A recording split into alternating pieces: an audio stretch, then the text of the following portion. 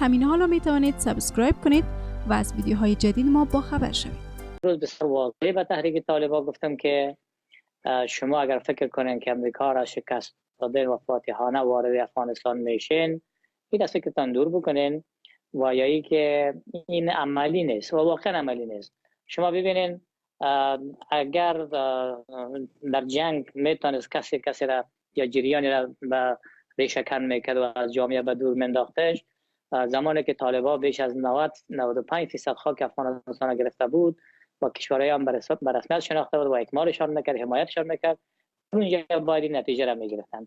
باز هم اگر جنگ رای حل می بود، آمدن امریکا و ناتو، حضور 100 تا 150,000 نیرویشان، طالبایی که اصلا همه چیز دست داده بود، اینا را باید از بین میبردن و به اصطلاح مزمحل میساختن که فهمیده شد که جنگ رای حل نیست.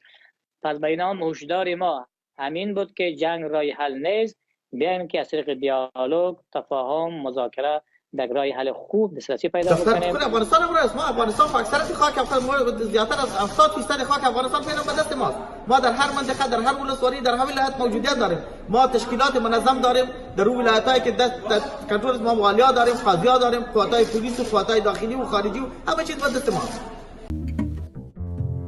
ممنون از اینکه ویدیو رو دنبال کردید. لطفاً نظرات و پیشنهادات خود را برای ما کامنت بگذارید. همین حالا می توانید سابسکرایب کنید و از ویدیوهای جدید ما با خبر شوید.